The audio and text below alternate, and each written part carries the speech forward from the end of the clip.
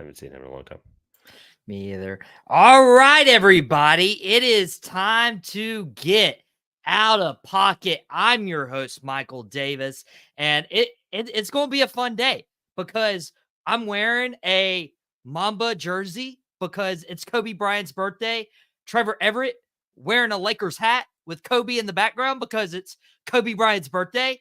And we're going to have a special guest here soon. Ooh, and Trevor's got another Kobe Bryant jersey. Yes, we are on. Ooh, that is a pretty sick jersey. Oh my goodness. Oh man. Well, we'll try to stay focused. We have another guest coming in just a couple of minutes. He had to, move everything around, including Trevor's camera. And guys, I got to introduce my guy Joseph Camperman here on the show, and it's going to be an awesome day. We got Kobe Bryant's birthday, and I'm going to tell Joseph why he shouldn't trust his beloved Philadelphia 76ers. So without further ado, let's go ahead and get this started.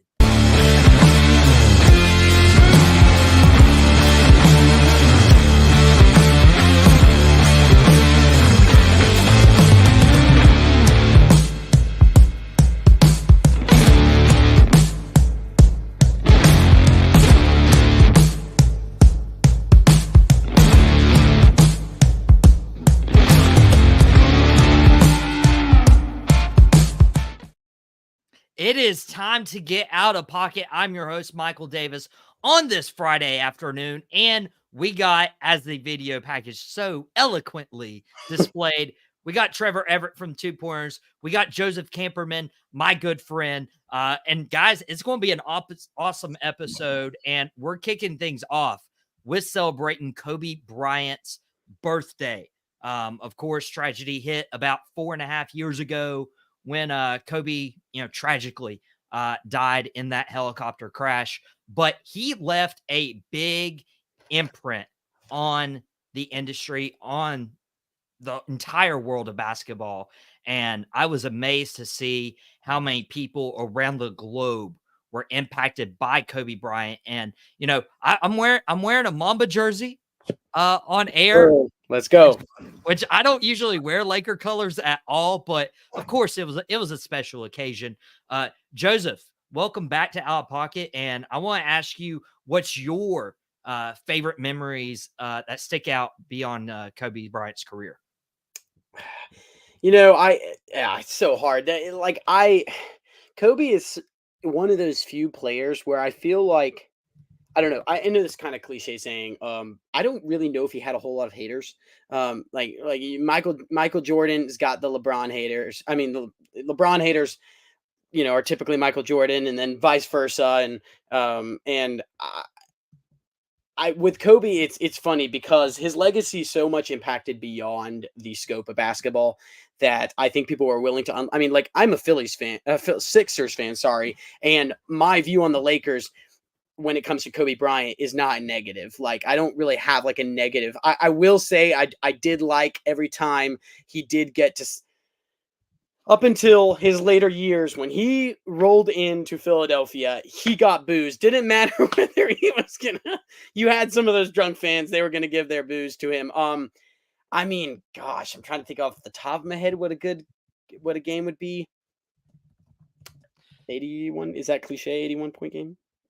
Only the second highest scoring output ever. Not cliche at all. Hello. I feel like that's a little obvious, but no, I at his position to play the way he did. I don't know if I have a favorite. I will say that I started watching basketball, unfortunately, towards more so, not the end of his career, but later on in that career. Now, I knew Kobe. I knew of Kobe. Obviously, everyone did. But I apologize. You may not be able to hear my sound. I'm going to go on mute real quick and turn my AC unit off because it's going to make a bunch of noise. But yeah, with that being said, I think that's probably got to stick out to me is that game. Yeah, it's kind of cliche. Well, while Joseph sweats it out for Out of Pocket, Trevor, I'm gonna ask you because you're always been a big Kobe guy as long as I've known you, probably even before, because that's when Kobe was playing. What sticks out to you about Kobe's career, and why are you such a big Kobe fan? Because the most memorable thing, one of the first memories I have really is just when Kobe and Shaq broke up. So it's kind of like this. Like, I was really young, but like I remember it being a big deal. That was right before all the Colorado stuff too, which was probably the first time he really got some haters because there wasn't really Shaq fans. There was people who were just fans of Shaq, but there wasn't like this, you know, Kobe was the favorite as it got later into. That's why they picked him ultimately, right? Obviously, there's many scenarios. He could have been a Cavalier. There's like some interesting, kind of things that go along with what ifs. Thank you. And really, the memory that I'll never forget was really the first one that kind of like cemented it, because I was so young when Kobe and Shaq were breaking up. That the one that cemented everything was 2009-10, the finals against Boston. I was watching it with my family, and I'll never forget, like, he just had a terrible game in that game 6 or game 7. I want to say it was a game 7 because Ron Artest has that famous line where he's like, Kobe passed me the ball, and shout out to Ron Artest. And he has Meta World this, Peace. whatever, like at the time it was Ron Artest, so I'm giving him his due. And so, but he had such a terrible game for 3 quarters, and it could have really aged poorly for his legacy and not winning that title. Boston winning 2 in 3 years, a lot of things that could have changed there, not winning back to back. And I think he did something that was like 16 points out of 18, 16 out of 19 points in the fourth quarter, or something stupid like that. He absolutely took over the fourth quarter and won them the finals, won them that series, won his 5th ring. And so I'll never forget that game. I watched it every time that game pops up in my Facebook memory. It's just so cool to think back that, through that time period. And then I think it's cool, the Philly connection here today, because Joseph and I are connected a little bit in a way that, of course, Kobe Bryant played his high school basketball. Let's go. Let's freaking for go. those that used to remember my early out of pocket days, this was hanging on my wall, and we moved recently. I say recently, I literally took me a year to finish the background. Michael laughs because he knows the story behind that. And it just fell. I mean, I have like my first ever like t-shirt jersey of Kobe. It's over there. I didn't want to unfold it and all that stuff. But this is, how the Philly connection is. I wanted to make sure I pulled that out just for Joseph. That's legendary. I love that. I actually didn't know you owned that. I mean, we've talked a few times. I figure you wouldn't have brought it up. I mean, they used to hang on my wall at the back of every podcast. No problem. But anyway, you're like, it's fine. You didn't pay attention. My other thing, I'll end with this on my point, Mike, was I started this podcast in December 26th of 2020. And of course, that was just a few, that was about a year, 11 months after he had passed away. And my 6th ever podcast, even if it sounds terrible audio quality wise, it was the 1-year anniversary, January 26th, 2021. I'll never forget where I was. And unfortunately, having that to be my 6th ever podcast, and turns out, a couple hundred later, it's kind of something I look back on, and I still enjoy that one. That one still gets downloads every year. I mean, obviously around the unfortunate timing of everything. And it's one of my favorite episodes I've ever done. The, production quality is terrible. I had done 6 podcasts to that point, but I always go every year. I go back and listen to it because there's so many moments, talking about the moments in there. There's so many moments we think back to hear perspective from my old co-host, who was a Charlotte Hornets fan, who only watched him through the lens of a fan of a national brand, getting to see him on TV. And so it's really cool to hear people's perspective that weren't just my own, watching him every single night. And that's interesting. You talk about, early on, production quality being horrible. I remember like Drop the Mic, its first ever, because that was my first podcast, unless you count like a weird like Facebook Live podcast I used to do in like my early college days, my early high school days. Very, very sporadic, like dropped one episode every like 2 to 3 months. Like I don't consider that my start. I consider Drop the Mic my start about 3 years ago to the day. And like the production quality was terrible. I tell everybody like, hey, I say just start. Like that is the hardest thing about, podcasting, whatever. Like you're not going to have all your equipment, ready to go. You're not going to have the lighting right. You're not going to have, the right microphone. Just start. Cause that's the hardest part about doing a podcast, is just finding that motivation to be like, okay, I can do this. You have to actually listen to yourself and learn from your mistakes too. A lot of people don't underestimate. Yep. They underestimate how hard it is, and it's one of those things. Like everyone has a podcast, and I've done the stats before. I won't bore everybody again about the comparison to all these other like YouTube channels or whatever, right? But everyone has their own story. But my co-host and I were like, we sat down and it was like a week after the NBA season had started because we were still trying to figure out some logistics. It was that weird like COVID restart. Our first episode was titled NBA Opening Night Review and Preview of the upcoming season. We recorded that 3 times. The first 2 times we were like, you know what? We'll just sit down and we'll just do the whole preview of every single team and see what happens. 3 hours and 35 minutes later, we were like, that ain't going to fly. So we tried it again and we tried splitting it up east and west. We ended up doing 2 hours each. So actually we made it longer the second time. And so we finally just said, all right, whatever, we'll just keep trying this. And it was something that once you eventually figured it out, it's, obviously here we are talking to Michael Davis a few years later, who found an Instagram video of mine. I don't know how we got down this rabbit hole, but we're going to do it anyway. Every now and then we do this. Hey, this is probably, people say like the slow sports calendar time in August. Like this is the slowest week. It is. We're right before college football. I know part of my take said it today too, but the college football, like week 0, we don't really count. It's obviously a newer thing, I think, for the most part. So if you don't count week 0, like this week and the week coming up to next Saturday is the slowest time of the calendar. And we're sitting here talking about how I found Michael Davis, but it was a trivia showdown. It was a trivia showdown, like one of the funniest clips I've ever put out. And, spurring back to that Kobe episode, like how far things have come. I'm talking to you on like a studio microphone now. So anyway, about Kobe, man, just it's always such a sad time. This time less than, obviously January for me, but it's one of those things you just think about, like his impact on basketball as a whole, what the WNBA and the women's developmental part of basketball would be like right now if it wasn't for, his death. I mean, I hate to say that and I hate to put that into kind of its own corner, but like where the WNBA is obviously a testament to Caitlin Clark and Sue Bird and Diana Taurasi. And I'm going to leave people off a list, right? Becky Hammond and all these people that are incredible. But to know that he had somebody coming up, we don't know if Gianna was going to be, an all-timer, but probably had fair chance is my point. And to know that there was someone out there that was, a 5-time NBA champion, Hall of Famer, top 5 player ever, like to know that there was somebody that could put that kind of money, time, and dedication into the WNBA and into the development of women's basketball. It pains me to think that that's actually the thing I think I missed the most from just what his impact could have been today, not only on, just sports as a whole, but that specifically. And I know that, like, I think one of the things that's it's important not to get lost. Obviously, there was a lot of other people that died in that crash, and that's tragic. And I think it's important we always recognize that. I also think what he did transcends even just his daughter that could also have been potentially really good. I think the recognition. One thing that stands for me is he was proud. He was one of the first sports stars that I really feel like was truly proud and actually talked about how proud he was to be a girl dad. And I don't even know how much people realize how important that is, because of course I'm sure there's a lot of dads out there who are proud to be a girl dad. Don't get me wrong, but like Kobe marketed that became it's popular now. Yes. And so popular now. and I don't think people realize what that does to the future generation of sports, because I think that like I don't know. I think it changes everything. We talk about like masculinity and how we have hopefully evolved to the point where we see this, like the WNBA being successful is a huge thing for sports and how important that is.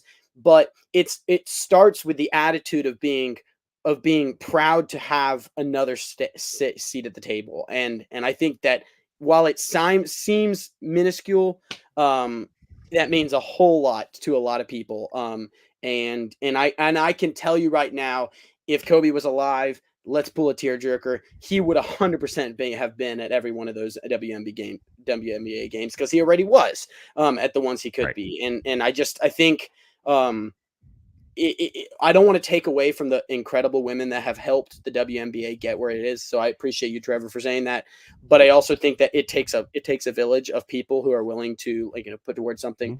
And yeah, I think it's important we recognize the legacy he left on sports and, quite frankly, the world. I mean, I don't think I've ever seen a player this polarizing. That we've got kids who don't speak English, and English is not. So glad you're making this point. Kobe is their guy. And I'm sorry, I hate to say this, I'm a big Michael Jordan fan. I'm a huge Michael Jordan fan. Michael Jordan will never have that impact, and quite frankly, LeBron James will never have that impact. Maybe LeBron will. He's really popular, but I don't think the impact from a emotional and even philanthropical level will ever be what Kobe was to the sports world. And I know that's going to piss off a lot of LeBron fans. I love LeBron. That's not who you're worried about right now. Okay. Yeah. Jordan was the most transcendent athlete in human history. Like that just is what it is. Like Yeah. I will just disagree with that and leave it there because what we see in the world right now was because of what he did in the Barcelona Olympics in '92. Like that's why the Kobe fans exist is because of Michael Jordan. Think about it, right? Like look, this is crazy. The Kobe guy defending Jordan here, right? But that's not how it should be, right? Yeah. The whole point is like Kobe modeled his game after Mike. That's the whole thing of his Yeah. you gotta give Michael his respect there. I will. The last thing else. Good. Not to take it away from him. I agree with you. I just think that like from a philanthropical level, a There's player. that big word again. I love it. Dude, I didn't know Joseph knew that word. Love That's that. great. I'm proud. He is a philanthropical player. Like it's the Kobe way, the Mamba way. That was my whole point with the WNBA. Buddy. My last thing I'll say is Oscar winner too. Just excellent at everything he did. Yeah, 100%. And I would, man, this is like we could take an entire hour of a 30-minute out of pocket to talk about Kobe and his impact. It was just, it sucks because he could have been like, he's already had his handprint on the industry and the basketball world already, but just imagining what he could have kept doing for the next 10, 15, 20 years too, would have been absolutely phenomenal. But he's got a, he's got a good legacy. And even if I was pulling for the Boston Celtics in the 2010 finals and, was heartbroken to see Kobe Bryant win Game 7. Dude, I loved Ray Allen. I loved Ray Allen. That was before you guys knew this. Too. Yeah, I know, but that was before he was a Heat player too. That's great. Oh, my two players, way back when was Dwayne Wade 1 and Ray Allen 2. Michael. So when I can Ray stick with D Wade, but not the Celtics. I feel you though. I really do. I feel you though because like Kobe was literally look around me, right? And for those watching on YouTube, right? There's your like YouTube. Actually, this is the only thing. It's not you literally exclusively stream on YouTube. So shout out to Big Broadcasting for that. But my whole thing was like Melo was my second favorite. Allen Iverson, obviously, but Melo was my second favorite player of that generation. And so I was watching those terrible Knicks teams for a little while. Terrible. He had them winning for the most part, but I say terrible in comparison and not winning a championship. So I feel you. I watching Ray Allen, finally get one.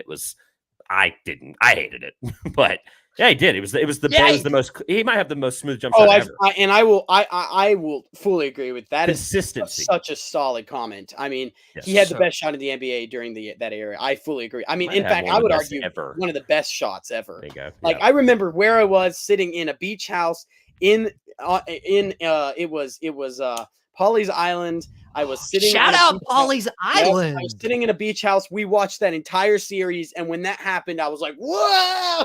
Because like I had no skin in the game. I was actually very briefly a Heat fan before I was a Sixers fan. And it was simply just because they were so good. Well, Joseph, first of all, for me to admit. Anyway, it literally might be Ray Allen, Clay, and like I would throw Reggie Miller. Just like I'm talking, and like people are Steph fans are gonna unsubscribe right now. But this took a turn, and I like it. No, but my point is like just because of Trevor. Don't strictly like just arc form everything about jump shot. Yeah, it's Ray, Clay, and Reggie. Like those are the three that I always think of. Yeah. So I want to shout out Mouth Off with Mike for comment, and I want to shout out Sean Lucas. And I do want to like get Joseph for going from Miami to Philly in just a moment. Yeah, that's but we just got a comment from Dylan Poe, and that's why we do these live shows, because you guys can comment and help steer the conversation in the way that you want. The logo, Jerry West, recently passed away as well. Dylan asked, do you think they'll ever change the NBA logo to an iconic logo of Kobe? I don't personally see the logo ever changing. Joseph saying no as well. Here's my only thing. Like, I have two sides to this. I've actually thought about this for like 5 years, like even before the podcast. Well, I've always just thought it's one of those things you're like, branding is such a weird evolution when it comes to sports, because like you look at the evolution of like the NFL's logo has never changed. Obviously, it's simple. Baseball really has been the same forever. NHL, like all these big premier leagues, and it's the only league with a true like person that we know, unless I'm like missing something on baseball, right? Like, I don't know. I'm not a big baseball guy, but like it's the only one that is iconic to a person and to a legacy of somebody that quite frankly, we wouldn't have the NBA the way we have it without Jerry West. And that's really where I go back and forth, where I'm like, branding has taken off and like in all these different directions, and things are going to change. We don't know what Adam Silver, he's a very player forward person. Obviously, that's his era. We don't know what the next commissioner is going to do. So, right, predicting that's really hard. However, if your job as a commissioner is to also change and adapt the league and continue to progress it like David Stern did, like Adam Silver's doing, you should hopefully be self-evident enough to be like, okay, the league where I am now is not what it is without Jerry West, which is why for so many years, by the way, 60 years, from even back to when he was a player at West Virginia to as an incredible player, he was a coach to some of the greatest players of the 70s and 80s. And then he was a GM where he drafted a guy that we're literally about to talk. He drafted Paul George. We're literally about to talk about that. Well, I guess technically he didn't draft. He was a GM while Paul George was on the Clippers. But you get my point. I went down a rabbit hole trying to give Michael a fun little segue. But yeah, he literally drafted like guys like, we're going to talk about with the Sixers. Joseph, real quick, before we start digging the knife into your Sixers before the season starts, just fair warning, would you want to see the NBA logo changed? No, here's a reason. Some things need to stay stringent. I've been pushing and hoping and praying for my Eagles to change something to do with their logo, and they botched it when they did. And then I kind of still feel like they could do some better things, even though I think their Kelly Green jerseys are the best thing since sliced bread. However, They are. some things have to stay stringent, and for me, it's like you don't change that logo. I cannot begin to tell you how much of a Kobe fan I am, and it's really back to outside of football, basketball, why. But with that being said, as much as I really wanted it, because I too have been thinking about this for many, many years, I just think you can't change what's iconic. And I could be wrong, but that's where my stance is. That's where his stance is now. Yeah, not changing. Joseph hasn't been out of pocket yet. And shout out Dylan Poe for that awesome question. Thank you for watching, Dylan. I'm about to really upset Joseph. I just know it, and he's already going to be wrong unless he agrees with me, because none of my takes are out of pocket. Okay, Never. I'm not going to be able to pronounce who the Philadelphia 76ers. Guerschon Yabusele. It's not hard. Like Yabusele. Guerschon Yabusele. That got signed by the Philadelphia 76ers this week, and everybody's talking about how the 76ers have retooled, they've revamped, they got Caleb Martin, the Boston Celtic killer. That's an interesting guy to start with on the list, but okay. They got Paul George away from the LA Clippers, and I'm just saying, this doesn't move the needle. This doesn't move the needle in the East. You don't have to worry about Philadelphia, and you don't have to worry about Philadelphia because we haven't had to worry about Philadelphia for years throughout the Embiid MVP run. Embiid seems to be slowing down because of injuries and health concerns. He's not going to be as dominant as he was when he was chasing the MVP. Paul George literally joined Kawhi Leonard in LA at the Lakers, little brother, the Clippers. And Paul George and Kawhi Leonard in their prime, they couldn't do anything either. Like, there's no reason for the Philadelphia 76ers to have all this hype. I just feel like this is going to be one of those big super team, big failures. I'm talking Brooklyn net failures with KD and Harden and Kyrie. I have the feeling this is going to happen in Philadelphia. And honestly, their only hope is Tyrese Maxey. If Tyrese Maxey is the number one option and he shows out and everybody is a supporting cast around Maxey and they build around that, then yeah, Philadelphia is a legitimate threat. But if you're going to rely on Paul George being the guy or Joel Embiid being the guy right now, that's not how the 76ers are supposed to build this. Joseph, I'll let you have first take at this, but just warning, you're going to be out of pocket. So where do I start? So with that being said, I'm going to preface this. I'm a huge 76ers fan. You cannot pay me to become another fan now. As I've grown older, I've gone through every heartache possible. And I agree with one of your comments that the NBA hasn't had to worry about them because the last 2 years. Now, here's the deal. The last 2 years, Now, hold on. Let's not. No, stop it right now because I am not okay. Out of the three of us, there's no reason I should be the one defending him right now. Him being Embiid for a second. Then what was this charity case tour about winning an MVP that year whenever it literally was 50-50 and they had to like tweak stuff to get him to win MVP for God's sake? What are we doing? But I agree in your point, and this is where I was getting to is like I actually felt like that wasn't Embiid's best year. And so when he won MVP, while I actually was super happy and I think it was deserving, I thought he should have won it the previous year when I actually felt like he was better. How we not that? What does that have to do with fearing in the playoffs, though? He's at the time. He was a top 5 player in the league, and he still is a top 5 player. I mean, he's not. You want to do that right now? We can do that right now. Like he's not. He's like his issue is he gets to the playoffs and he can't stay healthy. And so this is from a 76ers fan. While I believe that we were feared the year we had Butler, Simmons, Embiid. That was a year that I thought we came the closest, and we did, because if it wouldn't have been for some bogus dumb shot from Kawhi, we would have been there. But and this is the kicker: we would have won the NBA title, and that's out of pocket. But we would have won the NBA title that year, and here's why: because I do not believe that the Kawhi Raptors somehow were better than the 76ers. If that shot wouldn't have gone in, and we would have won that game, I think we would have gone all the way and won it. I know that's out of pocket, but. Do you know the last time? I'm looking up who they play. I can't remember the year. It was that Warriors year. Katie might have gotten hurt. Like, there's a lot that guys. Do you know the last time the 76ers made it to the conference final? Yeah. Not the NBA finals. The conference finals. Failures. That's fine. This is not a it's point. Been 2000. That was right. against the Lakers when they went to the NBA finals. Allen Iverson. Yes. Yeah, and here's my argument. I'm not saying that. I think the NBA was cautious of the 76ers, and there was things to fear. My argument is with this. Once Ben Simmons' whole debacle went down during the bubble in particular, Embiid has a hard time staying healthy.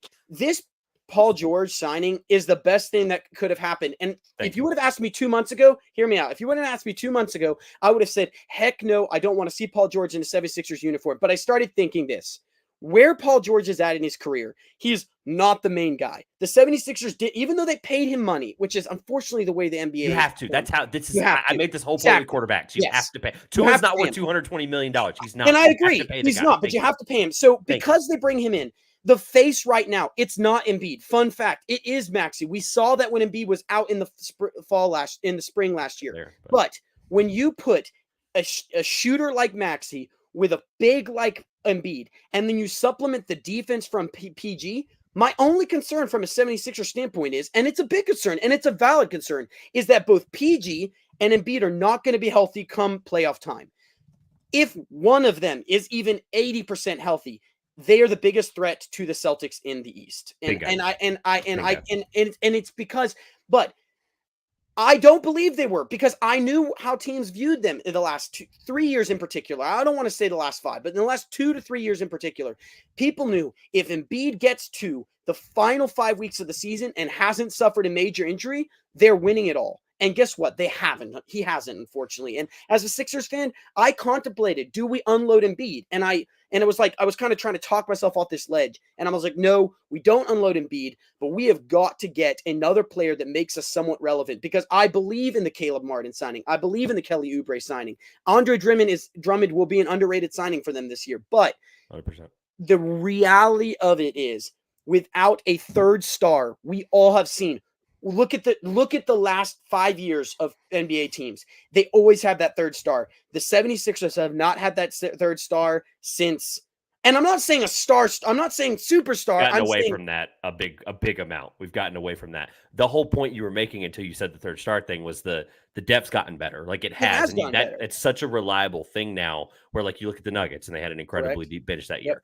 Like I just think about most recent one. I want to talk about the Paul George part of it for a second, because then I got to go. But like really quick, the whole Paul George, like Michael, to your point, like whether it's out of pocket or not, it's really, it's hard to project these things in August. It really is. And so like, you're taking a 50-50 swing at the fence, like whether they suck or not. Like that just is what it is. More so like 75-25.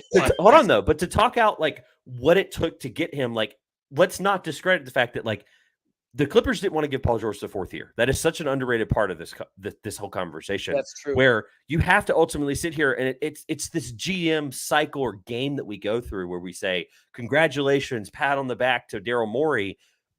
When you leverage your entire offseason on getting Paul George and making sure you pay him that much money, you have to get lucky a little bit. And they did. And at the end of the day, the best thing you said in the last five minutes was, like, Paul George got the Clippers almost to the finals that year that Kawhi went down. Well, I guess he's gone down a couple of years, but that year that Paul George averaged like 29 or whatever, it was like 29, 8, and 6 or something stupid like that. And he led that decently deep team, again, comparable to the Sixers here.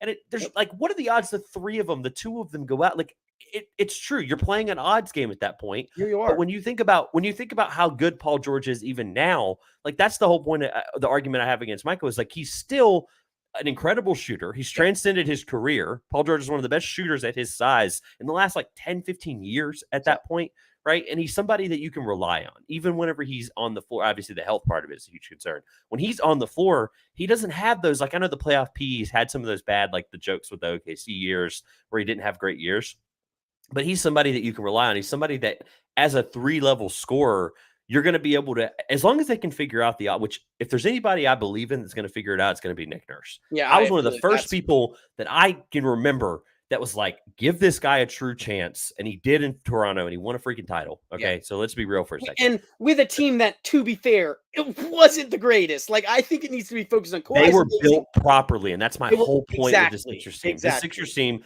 credit to Daryl Morey, but I'm not going to not say he didn't get lucky, right? Yep, there's a reason the Clippers didn't give him the fourth year. Right? There's something about this that isn't adding up. And if they have a terrible year and Paul George is the reason, then maybe we think the Clippers are right. But that stuff's all in hindsight. Hindsight's 2020. When we sit here in the Eastern Conference Finals, if they make it, then it's success. That's okay. He doesn't have to have 20 points a game, is what I kind of think the pressure is right now. Everyone thinks he's still the second best player on the team. You said it, and it's true. And Paul George doesn't have to come in. Look at what Kelly Oubre, and then we're talking about Kelly Oubre here, a guy who people didn't want last year. He came in and he was subpar decent. And look at where the 76ers were when they people didn't expect him. I mean, to be fair, when Embiid goes out, everyone's like, that team still was a legit threat to a lot of teams until the playoffs. And my argument is, if Paul George can get 15 points a game, this team is, again, the second. They're the biggest chance. Do I think they're going to win? I think the West is way stronger than the East, but I think they're the second. They are the second hard. They are the biggest threat to the Celtics in the East. So yeah, I think they're that regardless of any other. Like, as awesome as I think the Knicks are going to be, as awesome as I think Brunson is, like, talking about the whole. And again, we don't have time. I gotta jump here soon, but like the whole Embiid top generational, like the comment that just popped up on the screen, like, he is like, he's a generational talent. Like, we say that word a lot, but like, when you're that big and you're that dominant and you can stretch the floor and you can shoot from the 3-point line, which, by the way, he shouldn't do. Like, we should be real for a second. He should dominate where he needs to be. Yeah.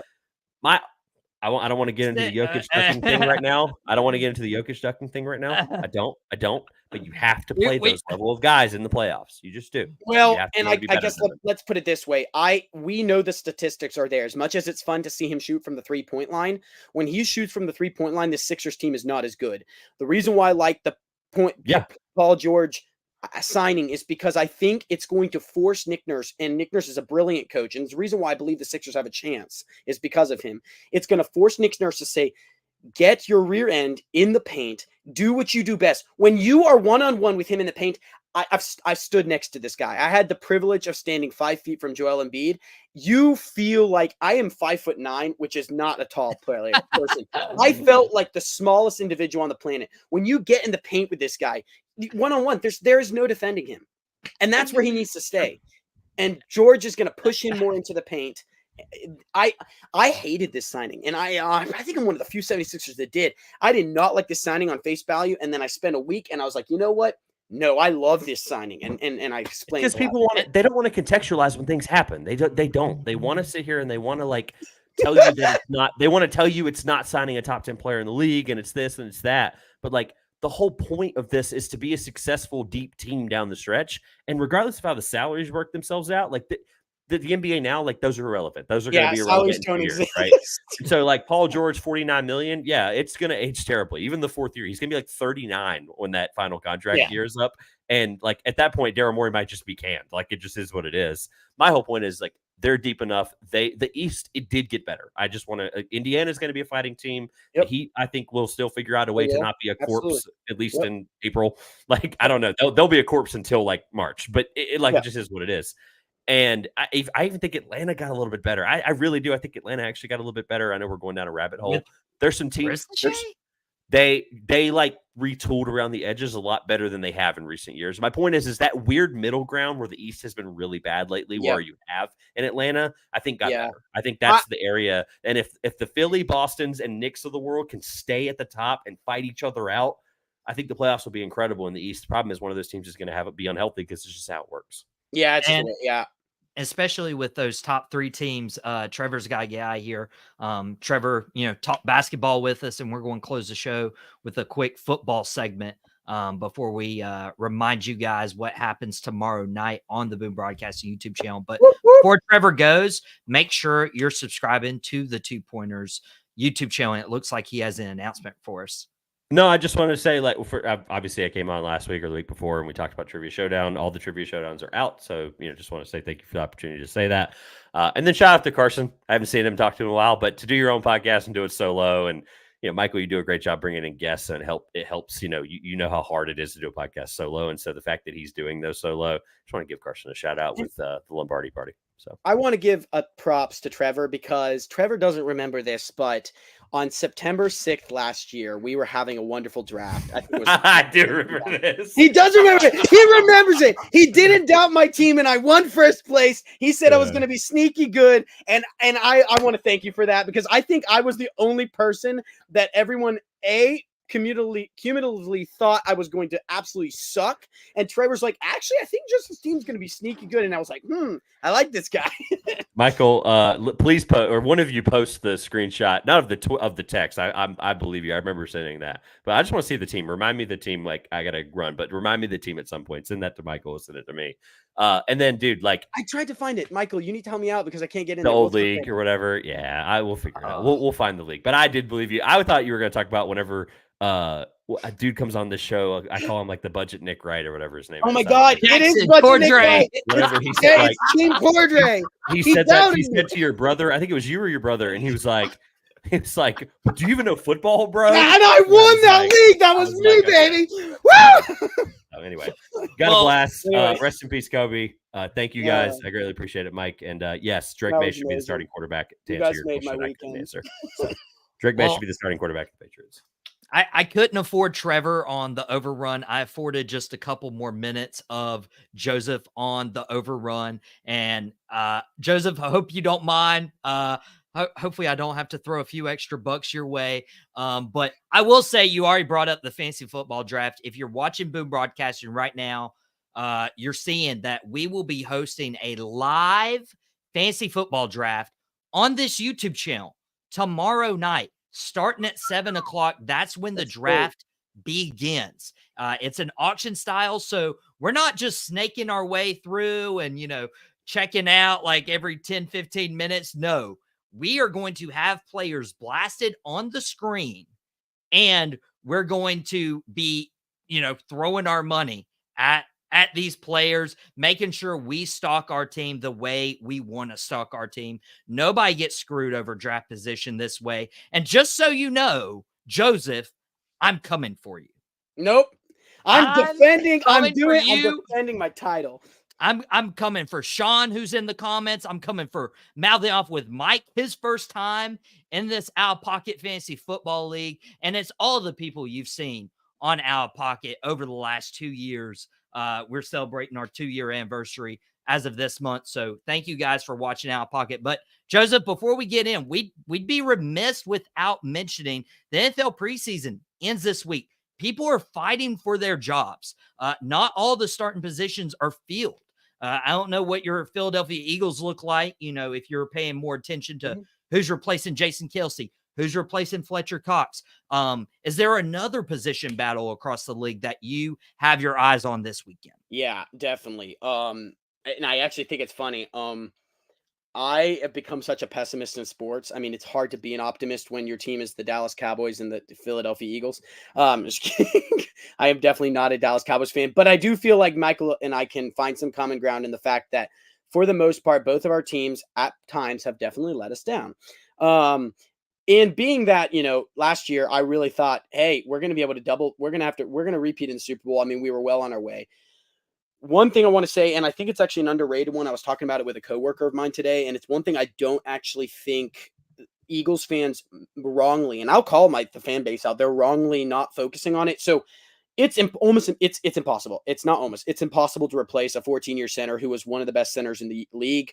I think it's important to remember Jason Kelce wasn't in the beginning. He actually almost got cut from the team early on. However, the last 6 years, he was one of the mainstays of that team, and now we've seen at times Jurgens play center and it be okay. Everything changes. The cadence, the snap count, the snapping, the movement, the shifts, all of those things on the line change when your center changes. I believe if anybody is able to handle it, Jalen Hurts is not going to get rattled. That's the one thing he doesn't get. It's a huge quality of his. Cam Jurgens, though, is a different player, and he's a great player. He's athletic. Kelce picked him. Here's my concern. Less about Jurgens, more about the right guard. And right guard is an issue. Jurgens was a great right guard last year. Jurgens is moving over to center. They're replacing the right guard with Mekhi Becton appears to be that one. Tyler Steen was a right tackle out of Oklahoma or Alabama last 2 years ago. And I am more concerned actually with the right guard spot than I'm the center spot, because you've got Jurgens, and I'm actually at least less concerned about the defensive line because I like what we've done. If I had two concerns, it would be linebacking core, just because I don't know how our linebacking core and Zach Bond and Devin White from the Bucks, ex-Bucks player. I think they could be solid. That's all we need them to be. Look at the Super Bowl year when we went to the Super Bowl and played the Chiefs. We had two players who were good, but they weren't like the best. I mean, Edwards was a great, but anyways, you get what I'm saying. Right guard's my number one concern. I think Mekhi Becton, he is a monster of a player, but he's a left tackle converted to right guard. If anybody can do it, Jeff Stoutland can, but I'm actually more concerned about right guard than center, because Jurgens needs continuity, and Jurgens has a great left guard and a great left tackle and a phenomenal right tackle. But that hole being on your right side, I don't know. I'm curious to see what that's going to result in. So yeah, man, and especially with the offensive line, that's such an important part to the exactly. Philadelphia offense. Like, Yep. if you're going to run with Jalen Hurts, if you're going to keep Saquon Barkley healthy, Right I there. mean, you got to, especially playing against, Washington. They've revamped their defensive line. Yes. Giants or the Giants, whatever. Yeah. The Cowboys defensive line blocking Micah Parsons, DeMarcus Lawrence. Yep. I think Mozzie Smith's going to have a bounce back year. He's going to have a better year, especially with Zimmer, dude. Like, oh my goodness. I that's where my concern is, because I think I'm glad you touched on the Commanders. I can't stand the team, but their defensive line has been underrated for the longest time, and they've made some really good additions. I think if anything is going to struggle, it's going to be the Eagles O-line at the right guard position. And I think that could lead into some issues. You just went out and invested a bunch of money in getting Saquon Barkley. You better hope this works out, because if it doesn't, you're trapped. You are trapped. But here's the worst part. You don't make in-season trades for O-linemen. It just doesn't happen. Mekhi Becton, I think, is going to hold down that. But they both seem to have some injury problems. And I'm like, I know the year before we went to the Super Bowl. I know it was a totally different team, but we had 12 or 13 different O-line combinations. We broke NFL history. We broke the record.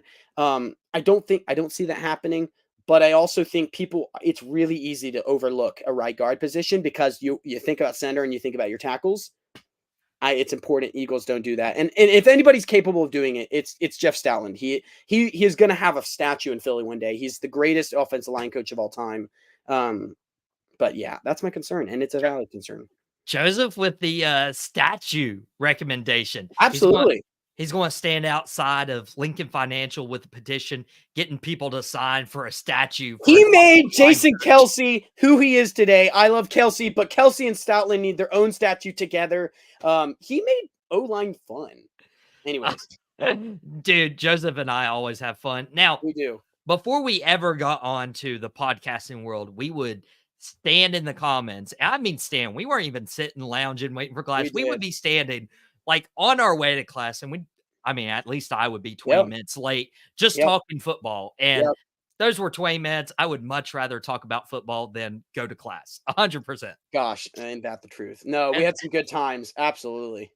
And it's going to be even better when I beat Joseph in this year in fantasy football, and we are streaming that draft live, and it's just going to be a huge Zoom call, StreamYard call, and we're just going to, give each other a hard time. So we are. Be careful. It is live. We're going to try to keep it as PG as possible. But no promises, especially with all the characters in this league. And once they lose out on their players and they realize, oh crap, I just forfeited $20. Yeah. They're going to be pretty upset. Yep.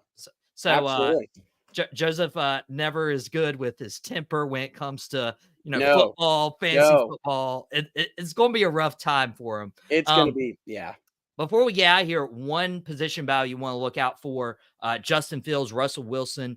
Mike Tomlin still hasn't decided on who's going to be the quarterback. If they're going to execute that trade for Brandon Ayuk, could happen literally any day now, dude. I'm concerned about it. I don't think Steelers fans realize what they're coming in for. I'd be shocked if the Steelers win 4 games this year. And I know that the division is impossible. I mean, you're dealing with 3 teams that are really good. It's probably one of the better divisions in the NFL. Very physical division. Their O-line sucks. I think, anyways, their O-line sucks. You've got to be able to have a physical O-line in that division to even live. And they're dealing with 2 players. One player, they're both mobile, but they're both going to be running for their lives. I don't think Ayuk solves this problem. They traded away an O-lineman.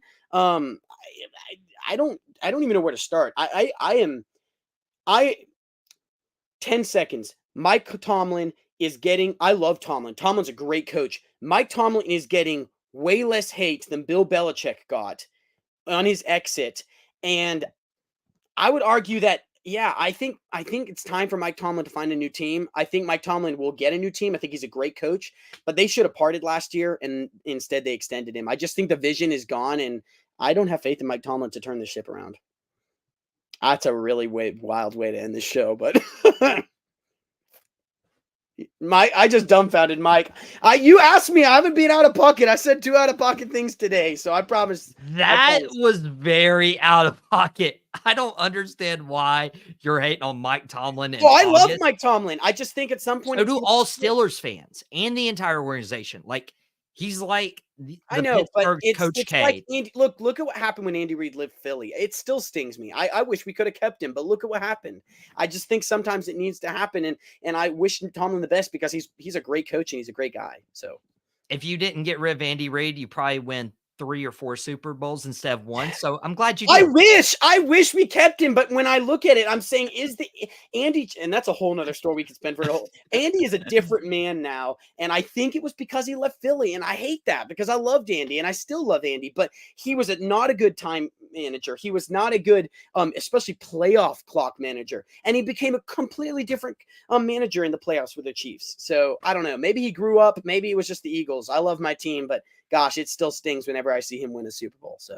So just let you guys know, it's 6:20 now. Yeah. This is why we were 20 minutes late to all our classes, is because we always go 20 minutes over. Me and Joseph. Michael is solid talking sports. His takes, despite me not standing his team. So well, I'm glad you appreciate my takes. I appreciate you coming on. I appreciate Trevor. I appreciate the people in the comments. Sean, now down with Mike, Dylan. Bringing up some good points. This is why we do the live, so we can interact and engage with all of you guys. And it'll be no different tomorrow night, 7 p.m. Eastern time, right here on the Boom Broadcasting YouTube channel. We will have a great time. Super excited for that. Out of Pocket will be back this Monday on the Boom Broadcasting YouTube channel. I'll be celebrating my fantasy football team, but a couple other things you want to look out for. Dad and the boys drop this afternoon. Me and my dad talking about Dallas Cowboys, who's going to make this 53-man roster. How's that defensive line look moving forward? Nightcap tonight, immediately following Friday Night SmackDown. Mouthing off with Mike. We'll have 2 guests, one of those being me. The second guest, TBD, and you will want to see the nightcap for that tomorrow on Boom Broadcast. In addition to the fantasy football live auction draft, it's a 12-team league, so it's going to be absolutely nuts so in good. here. Such a good time. Oh my goodness, we're just going to be talking over each other the entire show, but it'll be fun. It's always a great time. In addition to that, what we're going to be doing tomorrow, Sean drops his Wrestling of Destiny podcast, recapping the entire week. And also, I don't usually promote this show. It's the man behind the mic. It's not sports. It's not a wrestling show. But I will be sharing what happened a year ago today in regards to my health, everything that happened last fall in the following months, the healing journey that happened. So that is something near and dear to my heart. Shout out Weight Room Revival. Shout out Nakia Koloff. Shout out all the people who were there for me last fall. I'm going to share that story tomorrow, 1 year removed from it all started. So that's very near and dear to my heart. I usually don't promote that. And if one person watches, cool, whatever. It's going to be gruesome, might be a little graphic, but did want to, share that story because I wouldn't be here without everything happening there. So be sure, Fantasy Football Draft live tomorrow, 7 p.m. Eastern, right here on the Boom Broadcasting YouTube channel. Thank you, Joseph. Thank you, Trevor. Thank you to the people watching and the comments. And we'll see you back here for Out of Pocket on Monday.